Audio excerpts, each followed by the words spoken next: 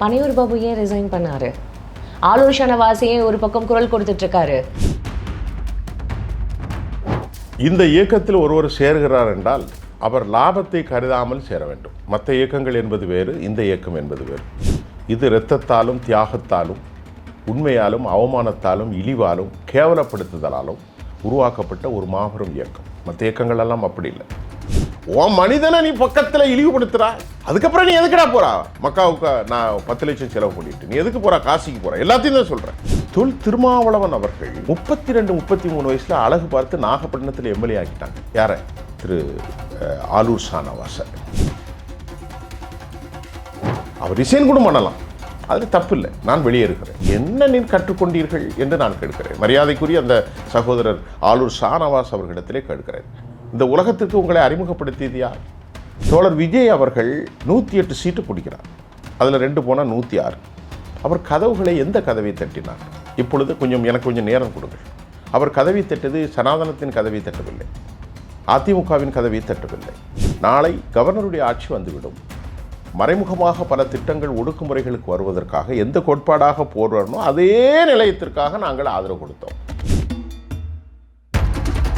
ஸ்டாலின் அவர்கள் சொல்கிறார், தோழர் தொல் திருமாவளவனும் மோகனும் வந்து இந்திய யூனியன் முஸ்லீம் லீக் எல்லாரும் வந்து நாங்கள் ஆதரவு கொடுக்கிறோம் என்று தான் எங்களிடத்தில் சொன்னார்கள். ஆதரவு கொடுக்கிறோம் என்று சொல்லிவிட்டு அதிகாரத்தில் பங்கு பெற்றோர் என்று சொன்னார்கள்.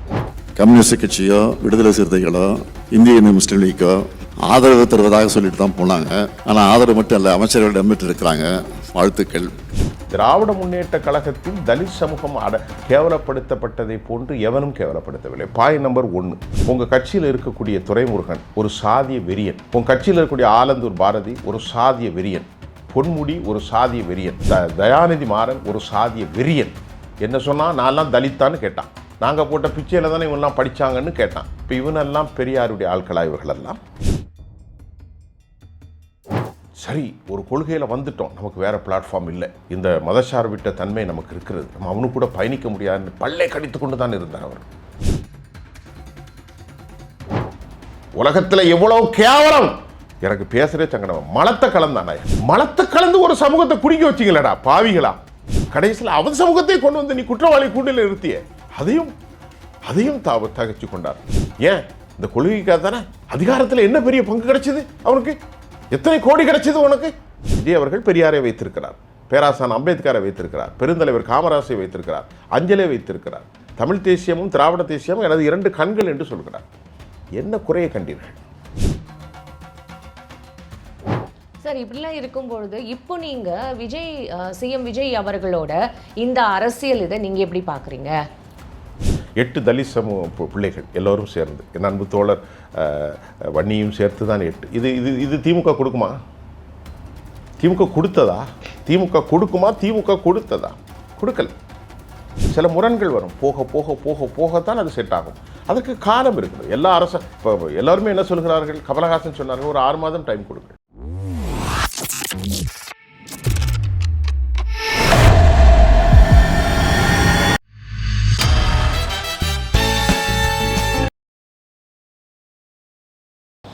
பிபிசி சினிமா நேயர்கள் அனைவருக்கும் வணக்கம். இன்னைக்கு நம்மளோட மூத்த பத்திரிகையாளர் சுஃபியான் அவர் தான் இணைஞ்சிருக்காரு. நிகழ்ச்சிக்கு போகலாம். சார் வணக்கம். சார் வணக்கம். எப்படி சார் இருக்கீங்க? நல்லா இருக்கம்மா. சார், நீங்கள் ஆதவர்ஜுனா பற்றி பேசுறது இருக்கட்டும், ஒரு பக்கம் இங்கேருந்து எல்லா கட்சிகள்லேருந்துமே ராஜினாமா பண்ணிட்டு போய் தாவேக்கால வந்து ஜாயின் பண்ணுறாங்களே. சரி, இதே ஒரு பக்கம் பனையூர் பாபு ஏன் ரிசைன் பண்ணாரு? ஆலூர் ஷானவாஸ் ஏன் ஒரு பக்கம் குரல் கொடுத்துட்டு இருக்காரு? இந்த மாதிரியான ஒரு கேள்விகள் இருக்குல்ல. இவங்கெல்லாம் 2ஆம் கட்ட தலைவர்களா விசிகேல பார்க்கப்பட்டவங்கல்ல, எவ்வளோ வந்து ஒரு குரல் கொடுத்துருக்காங்கன்றது நமக்கு தெரியும் இல்லையா? இந்த இயக்கத்தில் ஒருவர் சேர்கிறார் என்றால் அவர் லாபத்தை கருதாமல் சேர வேண்டும். மற்ற இயக்கங்கள் என்பது வேறு, இந்த இயக்கம் என்பது வேறு. இது இரத்தத்தாலும் தியாகத்தாலும் உண்மையாலும் அவமானத்தாலும் இழிவாலும் கேவலப்படுத்துதலாலும் உருவாக்கப்பட்ட ஒரு மாபெரும் இயக்கம். மற்ற இயக்கங்கள் எல்லாம் அப்படி இல்லை. இந்த இயக்கத்திற்கு வருபவர்கள் எதையும் எதிர்பார்க்காமல் வர வேண்டும். ஏனென்றால் நான் மறுபடியும் சொல்கிறேன், சுஃபியானாகிய நான் உலகத்தில் பெரிய முதலீடு என்றால் சக மனிதர்களை கண்ணியத்தோடு நடத்துவது. நான் வேலை பார்க்கக்கூடிய ஒரு பெரும் தொலைக்காட்சி அல்லது அலுவலகத்தில் போகும்போது என்னை எழுந்து நின்று மரியாதை செலுத்துவார்கள். அங்கே வேலை பார்க்கக்கூடிய வாட்ச்மேன், அவர்களுக்கு சம்பளமோ 10,000 9,000. கண்ணீர் மல்க அவர்களை பிடித்து அமர வைத்து சொல்லுவேன், ஐயா, என்னுடைய தந்தை வயதை விட நீங்கள் பெரியவர். நான் ஒருபோதும் எனக்கு எழுந்து நின்று மரியாதை கொடுப்பதை விரும்ப மாட்டேன். மிக எளிய மனிதன் தான். நீங்கள் அமருங்கள். நீங்கள் வேறு, நீங்கள் இந்த துறையில் நீங்கள் ஜாம்பவான், அந்த துறையில் நான் ஜாம்பவான். எனக்கு எழுந்து நின்று மரியாதை கொடுப்பதோ எதுவுமே இல்லை. இப்படி ஒரு எளிய பின்னணி கொண்ட மனிதன் தான் நான். எனக்கு என்ன என்றால் சக மனிதர்களை மதித்து கொண்டே இருக்க வேண்டும். அடுத்தவர்கள், இப்பொழுது நான் ஒரு மருத்துவமனைக்கு செல்கிறேன். அங்கே முகம் தெரியாதவர்கள் அழுது கொண்டிருப்பார்கள். பக்கத்தில் போய் அமர்ந்து சொல்வேன், கவலைப்படாதீர்கள், நான் இறை நம்பிக்கை உள்ளவன். ஒரு இறைவன் இருக்கிறான் என்று ஒன்று மட்டும் நம்ம, மற்ற மூட நம்பிக்கைலாம் எனக்கு கிடையாது. உங்களுக்கு இறைவன் கருணை காட்டும், அமைதியாக இருங்கள். உங்கள் உள்ள ஈஸியாக வந்துடுவாங்க. அவங்களுக்கு என்ன நோதின்னு எனக்கு தெரியாது, கேன்சராக கூட இருப்பாங்க. ஆனால் சொல்லுவாங்க, இது என்ன பெரிய விஷயம், பார்ப்பங்கள் உங்களுக்கு நடக்கும் அப்படின்னு. அந்த தன்னம்பிக்கை கொடுக்க இது இதுக்கு நான் காசு கொடுக்கணுமா, பணம் கொடுக்கணுமா? ஆக இப்படி ஒவ்வொரு மனிதர்களும் ஊனப்பட்டு விடக்கூடாது, கேவலப்பட்டு விடக்கூடாது. இதுதான் உலகத்திலே பெரிய அறம், இதுதான் பெரிய தர்மம், இதுதான் பெரிய இறையியல் தத்துவம். இறைவனை வணங்குவது கல்லையும் மண்ணையும் காட்சி பொருள்களையும் வழங்கி அதற்கு நீங்கள் பூஜை செய்வது, புனஸ்காரம் செல்வது எல்லா மதங்களும் தான் செய்கிறது. ஆடை வெட்டுவது, மாடை வெட்டுவது இதல்ல. மக்காவுக்கு சென்றாலும் பிரயோஜனம் இல்லை, ஜெருசலேத்துக்கும் சென்றாலும் இல்லை. சக மனிதர்களை இழிவுபடுத்தி விட்டு நீ நின்று செல்கிறாய். மண்ணள்ளி போடுவதற்கா உனக்கு? பக்கத்தில் இருக்கக்கூடிய மனிதர்களை பார்த்து பறையர் என்றும் பல்லர் என்றும் அவன் என்றும் இவன் என்றும் துலுக்கர் என்றும் சாதி ரீதியாக பார்ப்பனர் என்றும் ஒதுக்கிவிட்டு கேவலப்படுத்தி விட்டு நீ எதற்கு மக்காவுக்கு செல்லணும், எதற்கு ஜெருசலேத்துக்கு செல்லணும்? கடவுள் அதை விரும்ப மாட்டான். ஆதியானை அந்த நடுவாகி அல்லானே ஈர்த்தனை ஆட்கொண்டு இந்த பெருமானே கூர்த்த விஞ்ஞானத்தால் கொண்டுணர்வாய் தன் கருத்தினை நோக்கரிய நோக்கே நுணுக்கரிய உணர்வே போக்கும் வரவும் புணர்வும் இல்லா புள்ளியனை எல்லாம் ஒன்றதான் சொல்லுது. ஓ மனிதனை நீ பக்கத்தில் இழிவுபடுத்துறா, அதுக்கப்புறம் நீ எதுக்குடா போறா மக்காவுக்கு? நான் 10 லட்சம் செலவு பண்ணிட்டு நீ எதுக்கு போறா? காசிக்கு போறா? எல்லாத்தையும் தான் சொல்றேன். அப்படி இல்லை. அப்போ அப்படிப்பட்ட ஒரு இயக்கம் தான் எது? விடுதலை சிறுத்தைகள் இயக்கம். சரி, இப்போ நான் கேட்ட கொஸ்டின் வாங்க. ஆளூர் ஷானவாஸ் எனக்கு நல்ல தம்பி. அப்போது அவர் நல்ல பேசக்கூடியவர். 2013 அச்சில் வந்தவை அப்படின்னு ஒரு நிகழ்ச்சி நடத்துகிறோம். அந்த நிகழ்ச்சியில் நான் ஒன்று, ஆளூர் ஷானவாஸ் ஒன்று, சுந்தரவழி ஒன்று, 2 மாநிலத்தினுடைய கவர்னராக இருந்த கண்ணியத்துக்குரிய நம்முடைய அவங்க தமிழ் பாஜகவின் தலைவராக இருந்தார்களே, தமிழிசை அம்மா அக்கா, அப்போது சின்ன வயதாக இருந்தார். 33 வயசில் 34 வயதில் ஒரு பெரும் இனத்தின் எத்தனையோ ஆட்கள் இருக்கிறாங்க இந்த விடுதலை சிறுத்தைகள் இயக்கத்தில். எத்தனையோ அடிபட்டு கொலையாகி எவ்வளோ கஷ்டப்பட்டவர்கள் இல்லாமல் தொல் திருமாவளவன் அவர்கள் 32-33 வயசில் அழகு பார்த்து நாகப்பட்டினத்தில் எம்எல்ஏ ஆக்கிட்டாங்க. யாரை? திரு ஆளூர் ஷானவாஸை. அவர் என்ன இருந்தாலும் என்ன செஞ்சுருக்கணும்? தலைவரே, அவர் ரிசைன் கூட பண்ணலாம், அதில் தப்பு இல்லை, நான் வெளியேறுகிறேன், ஓகே, அது தப்பு இல்லை. இது பல காரணங்கள் உண்டு. அதை விட்டு முகநூலில் பெரிய பேராசான் அம்பேத்கரை பற்றியும் இதை பற்றியெல்லாம் போட்டுவிட்டு அதை நிகழ்த்துவது, களச்சூழலுக்கு ஏற்ப தன்னை தகவமைத்து கொண்டதாக பொய்மைகளை பரப்புவது, என்ன நீ கற்றுக்கொண்டீர்கள் என்று நான் கேட்கிறேன். மரியாதைக்குரிய அந்த சகோதரர் ஆளூர் ஷானவாஸ் அவர்களிடத்திலே கேட்கிறேன். இந்த உலகத்திற்கு உங்களை அறிமுகப்படுத்தியது யார்? நீங்கள் இஸ்லாமிய கட்சியில் இல்லை, நீங்கள் பிறப்பால் ஒரு ஆளூர் ஷானவாஸ் அவர்கள். நீங்கள் விடுதலை சிறுத்தைகள் மூலம் இந்த உலகத்துக்கு அறிமுகமானீர்கள். உலகத்தில் பல நாடுகளில் மேடைகளிலே தோன்றினீர்கள், மத்திய கிழக்கிலே தோன்றினீர்கள். உங்களை மெம்பர் ஆஃப் லெஜிஸ்லேட்டிவ் அசம்பிளிக்கு எத்தனையோ ஒடுக்கப்பட்ட மக்களின் கீழ்ப்பக்கள் இருந்தபோது கூட உங்களுக்கு அழகான ஒரு இடம் கொடுத்த தோழர் தொல் திருமாவளவனை தலைவர் என்று அழைத்தீர்கள். இப்போது நீங்கள் திமுகவோடு நெருக்கமாக இருப்பதாகவும் பல பிரச்சனைகள் காதுகளுக்கு வந்து கொண்டிருக்கிறது. அப்படி உங்களுக்கு மன முறிவுகள் இருக்கலாம், கருத்து சிதைவு இருக்கலாம், கருத்து மாற்றம் இருக்கலாம். தலைவரிடத்திலே போய் சொல்ல வேண்டும், தலைவரே, இனி இந்த இயக்கத்தில் நான் தொடர விருப்பமில்லை, உங்களின் மீது அன்பும் சமாதானமும் சாந்தியும் என்றென்றும் உண்டாவதாக, நான் விடைபெறுகிறேன். அது எவ்வளோ அழகாக இருக்குது. சென்று வாருங்கள், வென்று வாருங்கள், அப்படித்தான் சொல்வார். அதை விடுத்து நீங்கள் அப்போ அந்த அளவுக்கு நீங்கள் நெருக்கமாக போய், இப்போ பனையூர் பாபுவை பற்றி எனக்கு ஒன்றும் பெரிதாக தெரியாது. நேற்று வந்த மின்னம்பலம் என்கின்ற ஒரு இதிலையும் கூட பார்த்தார்கள். தோழர் திருமாவளவன் தலைவர் அவர்கள் சென்றார், அவரை பார்த்தார், அவரை பேசினார், அவர் சரியாக பதிலளிக்கவில்லை. அப்படி என்றால் எனக்கு அது என்ன வந்திருக்கிறது என்று சொன்னால், எஸ்டிஎஸ் நாம் தமிழர் கட்சி என்று ஒன்று ஆரம்பிக்கும் போது எம்ஜிஆர் அவர்களோடு மரண்புறன் ஏற்படும் போது அவர் வீட்டுக்கே சென்றார். அதே போன்று திருமாவளவன் அவர்களும் சென்றதாக அந்த பத்திரிகையில் வந்திருந்தது. ஐயா அவர்கள் தான் சொல்ல வேண்டும் சென்றார்களா இல்லையாண்டு. அப்படிப்பட்ட அவர் வெளியேறிவிட்டார் பனையூர் பாபு. இப்போ ஆலூர் ஷானவாஸ் வெளியேறிவிட்டாரா இல்லையா என்பது எனக்கு தெரியவில்லை. ஆனால் இவ்வளவு பெரிய தலைவராக 33 வயசில் மகுடம் சூட்டி அழகு பாட்டிய ஒரு மாபெரும் தலைவன் அல்லவா அவன். 1000 வித்தைகள் இருந்தாலும் வெளியேறினாலும் என்ன சொல்ல வேண்டும். அப்படிப்பட்ட அவ்வளவு நாள் அவர் கூட இருந்துக்கிட்டு கொள்கையை விட்டு பணத்துக்கும் காசுக்கு அடிமைப்பட்டு போகிற தலைவனையா நீ பெற்றுக்கொண்டாய்? இல்லையே. நீ நேரடியாக போகணும். தலைவரே, உங்களின் பால் இந்த உலகத்திற்கு அடையாளப்படுத்தப்பட்ட எளிய பின்னணி கொண்டவன் நான் Aloor Shanavas. Member of legislative அசம்பிளியில் 33 வயதில் யாருக்கும் கிடைக்காத கண்ணியம் எனக்கு கிடைத்தது. தற்போது எனக்கு மனமுறிவு இருக்கிறது. விடைபெறுகிறேன். அடுத்த பயணத்தில் நாம் சந்திப்போம். அழகாக அல்லவா? அதை விடுத்து விட்டு கொள்கை விட்டார்கள். நான் என்ன கேட்கின்றேன், தோழர் விஜய் அவர்கள் 108 சீட்டு பிடிக்கிறார். அதில் 2 போனால் 106. அவர் கதவுகளை எந்த கதவை தட்டினார்? இப்பொழுது எனக்கு கொஞ்சம் நேரம் கொடுங்கள். அவர் கதவை தட்டது சனாதனத்தின் கதவை தட்டவில்லை, அதிமுகவின் கதவை தட்டவில்லை. காங்கிரஸ் 5 வருகிறது, இடதுசாரிகள் 4 வருகிறார்கள், விடுதலை சிறுத்தைகள் முடிவெடுப்பதற்கு சற்று நேரம் வருது, IMUL ஒரு 2 எடுக்கிறார்கள். காலங்கள் செல்கிறது, நாட்கள் 5 நாட்களுக்கு எல்லோரும் ஆதரவு கொடுக்கிறார்கள். விடுதலை சிறுத்தைகள் கட்சியை இந்திய யூனியன் முஸ்லீம் லீக் என்று சொல்கிறார்கள். நாளைக்கு பாரதிய ஜனதாவுடைய ஆட்சி இங்கே வந்துவிடும், நாளை கவர்னருடைய ஆட்சி வந்துவிடும். மறைமுகமாக பல திட்டங்கள் ஒடுக்குமுறைகளுக்கு வருவதற்காக எந்த கோட்பாடாக போடுறனோ அதே நிலையத்திற்காக நாங்கள் ஆதரவு கொடுத்தோம். விஜய் போய் சனாதனத்தின் கதவுகளை தட்டவில்லையே, விஜய் போய் வேறு எதையும் தட்டவில்லை. அவர் எந்த கூட்டணியில் இருந்தாரோ அதைத்தான் அவர் தட்டினார். இப்பொழுது ஒரு கேள்வி. இப்பொழுது நேற்றைக்கு முன்னாள் முதலமைச்சர் திரு ஸ்டாலின் அவர்கள் சொல்கிறார், தோழர் தொல் திருமாவளவனும் மோகனும் இந்திய யூனியன் முஸ்லீம் லீக் எல்லாரும் நாங்கள் ஆதரவு கொடுக்கிறோம் என்று தான் எங்களிடத்தில் சொன்னார்கள். ஆதரவு கொடுக்கிறோம் என்று சொல்லிவிட்டு அதிகாரத்தில் பங்கு பெற்றோர் என்று சொன்னார்கள். நான் மரியாதைக்குரிய ஸ்டாலின் அவர்கிட்ட கேட்கிறேன், உங்களோடு தான் பயணிக்க வேண்டும், உங்களோடு தான் சங்கமிக்க வேண்டும், நீங்கள் செய்வது குறைகளெல்லாம் ஏற்றுக்கொண்டு தான் அவர்கள் இவ்வளவு காலம் பயணித்தார்கள். அதை நான் இப்பொழுது சொல்கிறேன். எழுதி ஒன்றும் திருமாவளவனுக்கு கொடுக்கப்படவில்லை, அப்படி எழுதி கொடுக்கப்படவில்லை. நான் கேட்கிறேன், ஒரு உதாரணத்தை சொல்கிறேன். திராவிட முன்னேற்ற கழகத்தில் தலித் சமூகம் கேவலப்படுத்தப்பட்டதை போன்று எவனும் கேவலப்படுத்தவில்லை. பாயிண்ட் நம்பர் 1, உன் கட்சியில் இருக்கக்கூடிய ஆலந்தூர் பாரதி, உங்கள் கட்சியில் இருக்கக்கூடிய துரைமுருகன் ஒரு சாதிய வெறியன். உன் கட்சியில் இருக்கக்கூடிய ஆலந்தூர் பாரதி ஒரு சாதிய வெறியன், பொன்முடி ஒரு சாதிய வெறியன், அதே போன்று ராஜகண்ணப்பன் பயங்கர சாதிய வெறியன். உன் கட்சியில் இருக்கக்கூடிய தயாநிதி மாறன் ஒரு சாதிய வெறியன். என்ன சொன்னால், நான்லாம் தலித்தான்னு கேட்டான், நாங்கள் போட்ட பிச்சையில் தானே இவனெல்லாம் படித்தாங்கன்னு கேட்டான். இப்போ இவனெல்லாம் பெரியாருடைய ஆட்களா? இவர்களெல்லாம் தந்தை பெரியாருடைய முகடுகளா? இதையெல்லாம் தனித்து கொண்டு ஒரு கொள்கைக்குத்தானே இது தெரியாதா? இது தெரியாதா? தோழர் தொல் திருமாவுக்கு தெரியும்.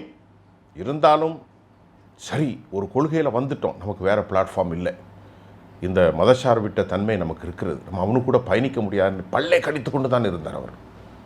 உலகத்தில் எவ்வளவு கேவலம்! எனக்கு பேசுகிறே சங்கடம். மலத்தை கலந்தானாயா? என்னடா ராஸ்கெல், நீ எப்போ அவ்வளோ டென்ஷன்? ஏன்னா மலத்தை கலந்து ஒரு சமூகத்தை குடிக்க வச்சிங்களடா பாவிகளா. அதுக்கப்புறம் அது கேட்கலடா. ஏன்னா என்னடா கேவலம்! அமெரிக்காவில் நடக்கலை, எங்கேயும் நடக்கலடா. ஒரு சமூகத்தை மலத்தை கலந்து குடிக்க வச்சிங்களடா. கடைசியில் அவன் சமூகத்தை கொண்டு நீ குற்றவாளி கூண்டில் நிறுத்திய, அதையும் தகச்சு கொண்டார். ஏன்? இந்த கொள்கைக்காக தானே. அதிகாரத்தில் என்ன பெரிய பங்கு கிடைச்சது அவனுக்கு? எத்தனை கோடி கிடைச்சது உனக்கு? உண்மையிலே சொல்கிறேன், மன வருத்தத்தோடு இறுக்கமாக சொல்கிறேன், நீங்கள் செய்த அனைத்து கொடுவினைகளும் ஒரே கொள்கைக்காக இருந்தவர் தான் திருமாவளவன். இங்கே போய் அதிகாரத்தில் ஒன்றும் இல்லை. எனக்கு அன்பு சகோதரர், என்னுடைய உடன்பிறவா சகோதரர் வன்னி வந்த உடனே இங்கே ஒன்றும் கிடைக்காது. அவர்கள் யாரும் பணம் சம்பாதிக்கிற நோக்கத்தில் போகலை. அப்பொழுது விஜய் அவர்கள் சொன்னார், விஜய் அவர்கள் பெரியாரை வைத்திருக்கிறார், பேராசான் அம்பேத்கரை வைத்திருக்கிறார், பெருந்தலைவர் காமராசை வைத்திருக்கிறார், அஞ்சலை வைத்திருக்கிறார், தமிழ் தேசியமும் திராவிட தேசியமும் எனது 2 கண்கள் என்று சொல்கிறார். என்ன குறையை கண்டீர்கள்? என்ன குறையை கண்டீர்கள்? PT தியாகராசன் சொல்கிறார், மாமனும் மைத்தானும் 30,000 கோடி அடித்துக் கொண்டு சொல்லிவிட்டார்கள். லீக்கேஜ் 13 அமைச்சர்களின் மீது ஊழல் குற்றச்சாட்டுகள் இருக்கிறதா இல்லையா? யார் மீது இல்லை? துரைமுருகன் மீது ஊழல் குற்றச்சாட்டு, பொன்முடி மேல் குற்றச்சாட்டு, ஏவா வேலு மேலே குற்றச்சாட்டு, அதுக்கப்புறம் வேற யார், KK SSR மீது குற்றச்சாட்டு, தங்கம் தமிழரசின் மீது குற்றச்சாட்டு. அனிதா ராதாகிருஷ்ணன் மீது குற்றச்சாட்டு, ஐ பெரியசாமியின் மீது குற்றச்சாட்டு, அமலாக்கத்துறை, செந்தில் பாலாஜி மீது குற்றச்சாட்டு, டாஸ்மாகுடைய வழக்கு குற்றச்சாட்டு. என்ன நீ பெரியாரிய கொள்கை? எதை விட்டுட்டு வந்துட்டான்? சமூக இழிவு உனக்கு தெரியுது, ஊழல் குற்றச்சாட்டு இருக்கிறது, கட்டமைப்புகள் பல விஷயங்கள் மோசமாக இருக்குது, லோக்கலில் அடிப்படையில் ரவுடிசம் இருக்கிறது. எதை விட்டு திருமா சென்றது சரிதான். நாளை விஜய் தவறு பண்ணியிருந்தால் அங்கிருந்து மாதிரி வெளியேறுவார். என்ன எழுதி கொடுத்துருக்கிறதா? திராவிட முன்னேற்ற கழகத்தில் தான் விடுதலை சிறுத்தைகள் விடுதலை என்னமோ பேசுவதை பார்த்தால் அதிகாரத்தில் பங்குக்காக சென்று அதிகாரத்தில் என்ன அமைத்து விட்டார்? இதை விட பெரிய அதிகாரம் மத்திய அரசாங்கம் காத்திருந்ததே. கேபினெட் மினிஸ்டராக வந்திருப்பார், ராம்விலாஸ் பாஸ்வான் வர, ஆதாவாலையை விட பெரிய ஆளாக வந்திருப்பார், மாஞ்சியை விட பெரிய ஆளாக வந்திருப்பார். அற்புதமான பேச்சாளர், அற்புதமான ஆங்கில மொழிவளம் கொண்டவர், தமிழ் மொழியில் கொண்டு வந்தவர், இணக்கப்பாட்டோடு உண்டவர். தூக்கி மகுடங்கள் சூட்டி அழகு பார்ப்பார்களே டெல்லியில் உள்ள தலைவர்கள், எல்லாத்தையும் தூக்கி விட்டு தமிழ்நாட்டில் ஒரு சின்ன கேபினெட்டுக்கு தான் வந்து பண்ணாரா அவரு? சார், இப்படிலாம் இருக்கும்பொழுது இப்போ நீங்க சிஎம் விஜய் அவர்களோட இந்த அரசியல் இதை நீங்க எப்படி பார்க்குறீங்க? அதுக்கு இன்னும் காலம் வேண்டும்.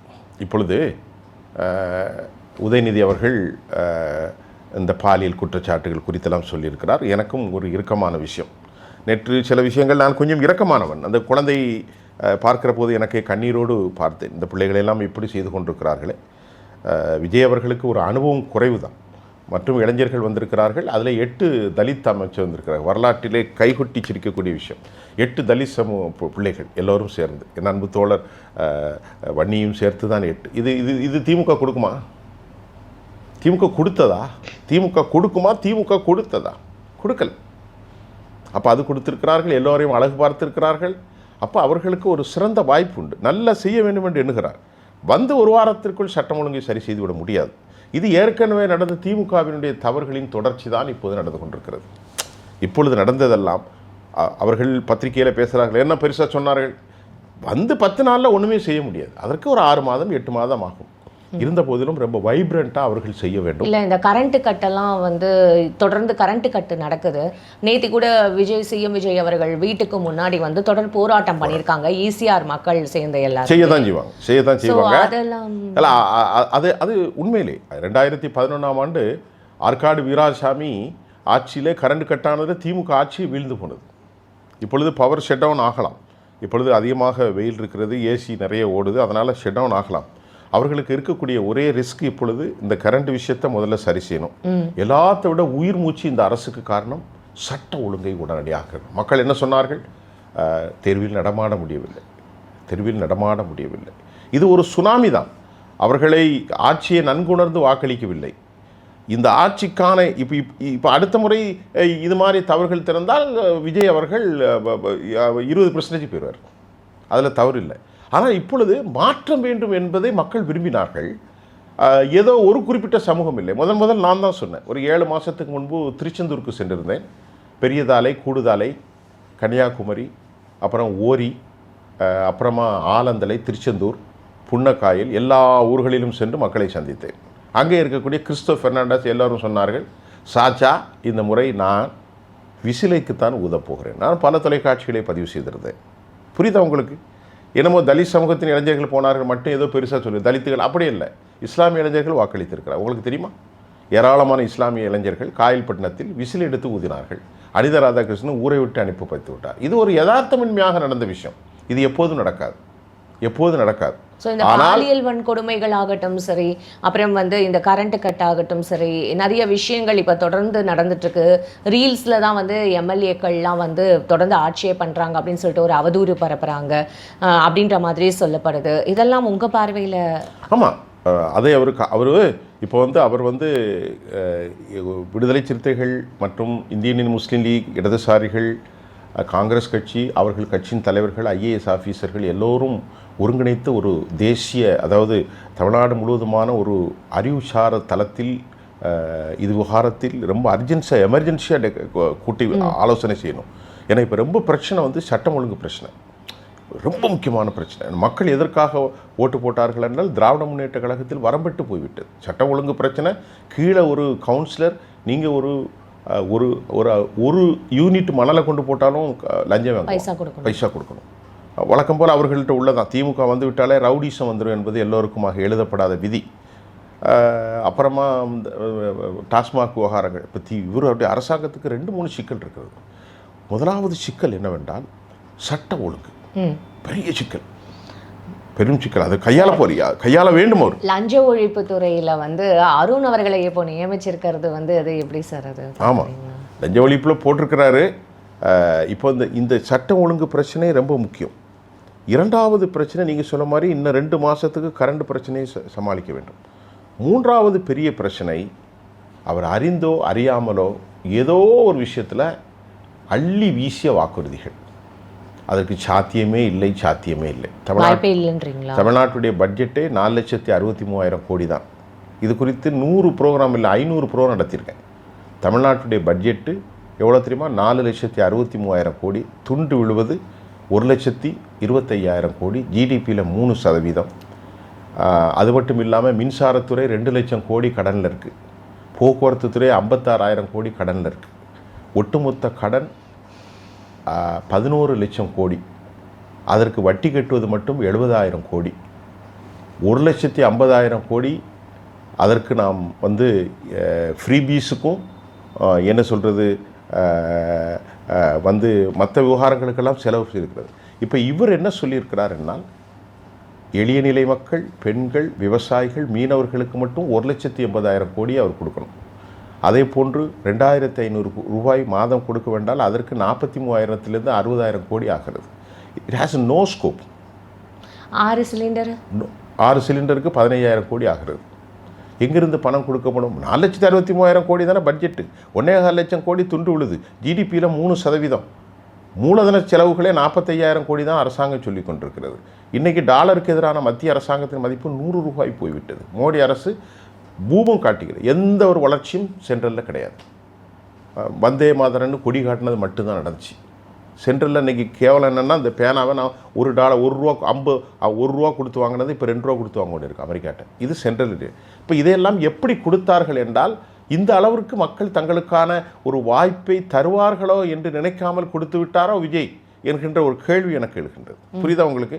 அது எப்படி எதிர்பார்த்து இல்லையோ என்று நினைக்கிறேன். நான் ஒரு பத்திரிகையாளன் அப்படித்தானே பேச முடியும். அதை போன்று. ஆனால் இந்த மிக முக்கியமாக சட்டம் ஒழுங்கு கோவை சம்பவம் இன்னைக்கு கொதிநிலையாக்கி விட்டது. பச்சை குழந்தை கண்களெல்லாம் கண்ணீர் வடியும். அதை பார்ப்பதற்கு எனக்கு முடியவில்லை. நான் ஒரு தந்தை.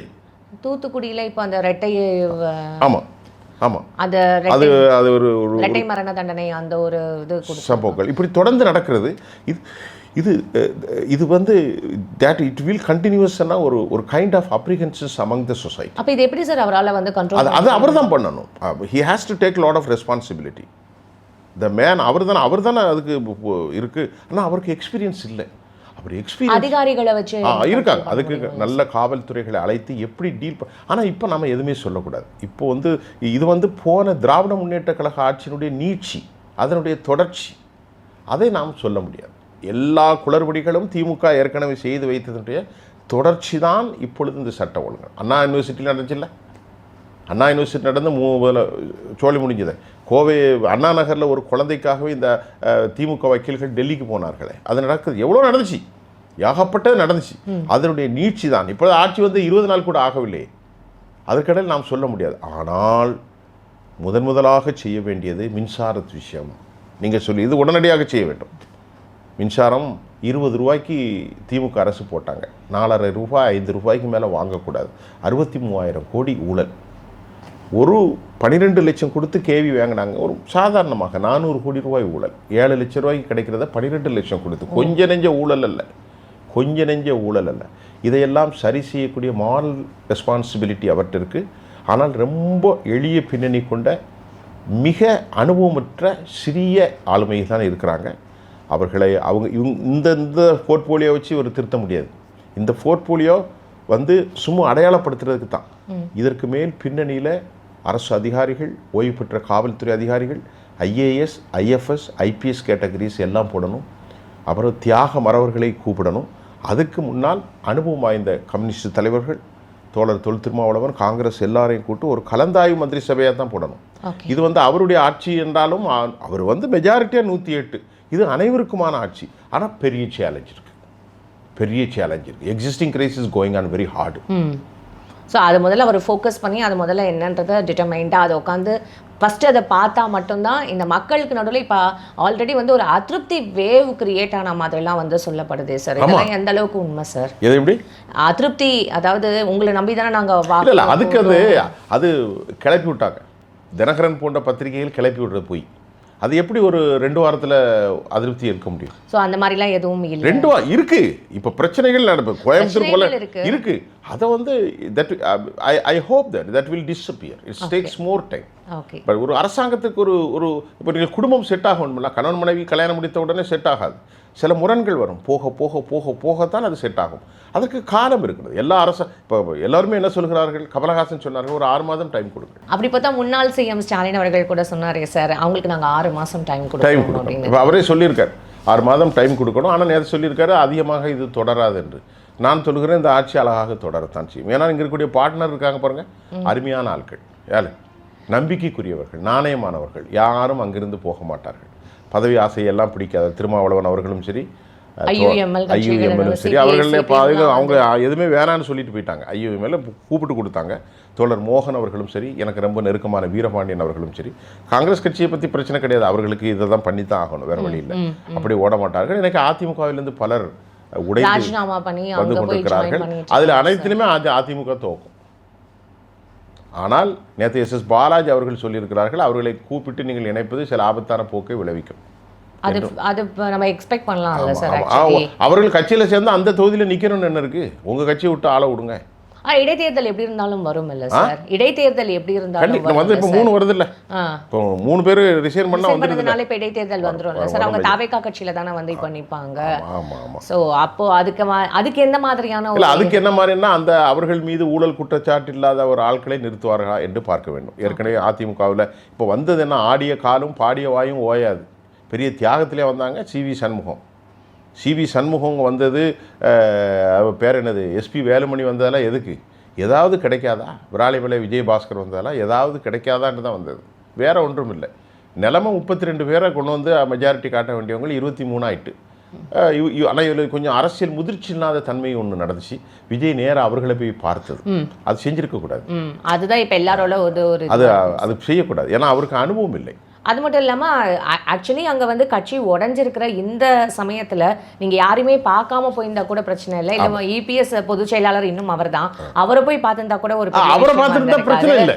ஆனால் நீங்கள் போய் சிவி சண்முகம் அவரை போய் பார்த்தது மட்டும் இல்லாமல் அங்கேயும் ஒரு சோஃபா போனது தான் சார். இப்போ ஒரு பெரிய, அதாவது திருமா ஆஃபீஸ் அவர் சோஃபா போனதை விட சிவி சண்முகம் ஆஃபீஸ்க்கு சோஃபா போனது அது என்ன சோஃபா, என்ன கதையை கிளப்பி இதெல்லாம் ரூம் போட்டு யோசிப்பாங்க. உதயநிதி அவர்கள் கூட சட்டசபையில் பேசினாரே சார், ஏன்னா சோஃபாவில் இதெல்லாம் சோஃபா போகிறது முன்னாடி அதுக்கப்புறம் பின்னாடி வந்து சோஃபா உள்ள இதில் 500 கிட்ட வச்சு அடிக்கிறவாங்களோ.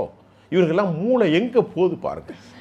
ஏன்னா எத்தனையோ பேர் இருக்கான், ஒரு நம்பரை கொடுத்து அந்த உண்டியல்காரன்ட்ட கொடுத்தா 1 கோடியா 2 கோடியா அனுப்பி விட்டுக்கிட்டு இருக்கான். அரசாங்க சட்டத்துக்கு மேலே அரசாங்கம் கண்டுங்கானாம தான் போயிட்டு இருக்கு. சோபாவை தூக்கிட்டு போகிறாங்க போல. எப்படி எல்லாரும் ரூமை போட்டு யோசிக்கிறாங்கப்பா. அதுவும் போய் திருமாவளவன் வீட்டுக்கு சோபா போச்சு. ஜெயலலிதாவிட்ட நானே சொல்லுவேன், அண்ணா உங்களுக்கு எவ்வளோ பெரிய ஆளாக நான் மதிச்சு வச்சுருந்தேன். நான் நிறைய பேட்டி எடுத்திருக்கேன், எனக்கு ரொம்ப நான் மதிக்கக்கூடியவர் தான். போய் திருமாவளவனை போய் இப்படி சொல்லிட்டீங்களே என்று கேட்கத்தான் செய்யணும். வந்து இந்த அரசாங்கத்துக்கு ஒரு விஷயம் இருக்கத்தான் செய்யுது. ஆனால் இது ஒரு நகைச்சுவை தான். எங்கிருந்தோ ரூம் போட்டு கிளப்பி விட்றாங்க. திருமாவளவனுக்கு போய் நீங்கள் சிவி சண்முகத்துக்கு போனால் தான் அந்த குத்தான். சிவி சண்முகத்துக்கு எங்கே சோபா போட்டு போகுது. ஏன்னா தமிழ்நாட்டில் பல விந்தைகள் 52 கருணாநிதியில் இந்த கோட்டு பல விந்தைகளையும் புதிய சித்தாந்தங்களையும் புதிய நடைமுறைகளையும் கவனித்திருக்கிறது. அப்படி பலவித வழக்கங்களில் இது ஒரு ஹியூமரஸாக எடுத்துக்கிடலாம். இதில் எந்த சீரியஸும் இல்லை. ஓகே சார், தொடர்ந்து பேசுவோம். ஏன்னா ரொம்ப அழகாக எங்களுக்கு எல்லா விஷயத்துக்கும் வந்து எக்ஸ்பிளைன் பண்ணிங்க, தெரியாத விஷயங்களும் நிறைய ஷேர் பண்ணிங்க. உங்கள் நேரத்துக்கு ரொம்ப நன்றி. உங்களுக்கு ரொம்ப நன்றி. ரொம்ப அழகாக எனக்கு எடுத்து கொடுத்தீங்க. உங்களுக்கு நான் ரொம்ப நன்றி முதன்முறை சந்தித்ததுக்கு. Thank you sir.